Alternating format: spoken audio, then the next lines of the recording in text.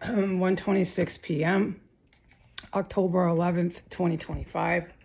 The same African-American male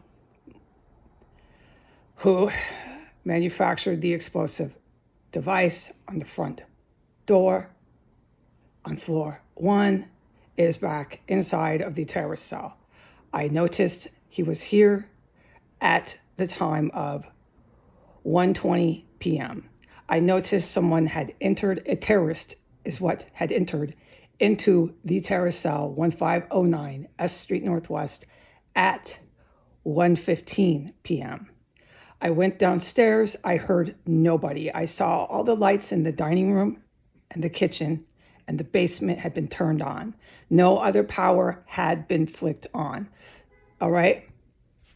There's reasons for that, but I'm not allowed to talk about it. The basement was flicked on. I walked around. I spoke. Nobody was here. They were being as quiet as possible. He was here. He was in the basement trying to, no matter what, not be detected. The front door gate was slightly open. The front door was open, so obviously someone was here. With the violent physical combat that occurred in here this morning, that occurred in here last night, when that door is open, I don't know if someone walked in and never walked out. I don't know what's happening until I approach the scene myself. That man did not want me to know he was in the basement. Okay, so now I've identified him in the basement.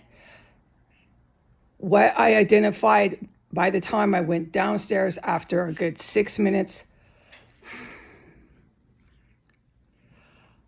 of realizing there was a person, a terrorist in the property, closing the gate because I didn't know what was going on and closing the door, is when men's perfume, by the time I went back downstairs, men's perfume, like every time when the federal agents were in here with the house engulfed in dead bodies, the stench of corpses. Men's perfume is all over now on floor 1.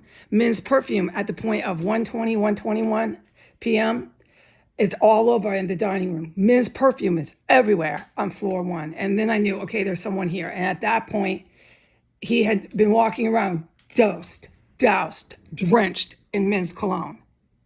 Okay, and he's downstairs doing construction on the stuff and things here I'm forbidden from talking about, which is what I witnessed this morning: combat, physical, freaking combat, violent combat with the stuff and things I can't talk about. And last night, I can't talk about what I witnessed last night, and I'm about to lose my cool with this. If I could say what I witnessed here last night, writ large, anybody would say, oh my God, I can't believe you didn't say anything about it. I'm forbidden, and there needs to be justification for that. Por favor. This is my take, that my prayer was answered with that domestic Muslim terrorist male. This is my take, and this is what my spirit is telling me. I went to the base of the basement. I heard him making noise. The guy is a bomb maker terrorist. He made noise on purpose. The place had perfume. He had done some movements on floor 1. He knows I'm not a fool. He had made some slight sounds that I would hear. Either he wants me to film him so his boys in blue come into a terrorist cell, which they know they better not do that. Or he just, who knows what nefarious reason with intent, he made noise so that I would hear it, and therefore, in his hopes, I would react to that, which I did. I said, hello, who is here? I heard an African-American male address me back. He was calling me ma'am and being quite polite. I said, what is your name? He refused to give it to me. I said, who are you? He identified himself as the construction male that fucking made bombs on Facebook. He didn't say that, but the whole world knows that's what he did. All right, this is my take, and I'm putting this up right now. The whole time I have filmed this, I've had to have an ear plugged.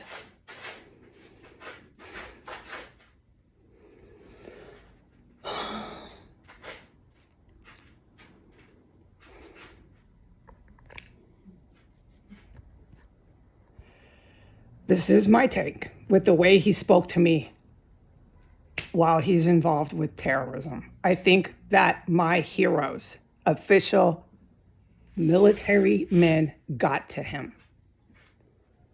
I am putting him into the Elon Musk file.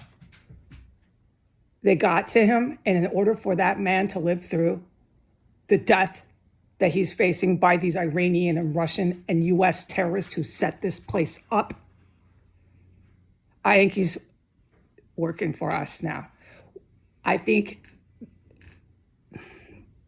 the individuals who I witnessed in violent armed combat and stuff and things I'm forbidden from talking about this morning, I believe they sent him in because he knows the stuff and things here. There's big reasons for that, but I'm forbidden. No matter what I'm faced with, no matter what I've survived from ever talking about stuff and things in here, there's things I just can't do it, folks. I think the prayer I made for him was answered. I know what I saw that day. It was a human that had done terrible shit, that had gotten way over his head, who didn't deserve to be butchered and killed. And I certainly wasn't going to make any ripple in the pond, throw my stone to cause that to happen. What I did was pray for his life. And I strongly believe right now, my good guys got to him.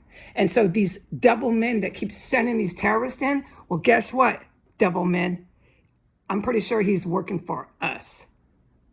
And beyond that is intelligence and classified information that I'm not going to have, because I'm still sitting in here witnessing terrorists come in from holes, carved out shit, the holes and front doors, and always working on their stuff and things I'm forbidden from talking about. But that one, with the way he spoke to me, no. He called me man. I'm just being all polite. He doesn't want to go after me. That guy, from the day that this fake William Murray died, has been after me like a bloodthirsty bloodhound. And today he's not. And why is that? Because my prayer was answered. Thank you, heroes. Thank you. You guys are the best. You can deal with these kind of men. I couldn't. Maybe some of my sisters could deal with him, but I certainly can't. All I can do is pray for these individuals and hope that the ones that can be saved from the terrible shit they chose to do with their lives they can get some sort of sentence and stuff, because the violence and brutality here is real. And that man knows all about it. Okay, and I know what I witnessed here, and I know what happened last night here, but I can't talk about it. So have a good day. Goodbye.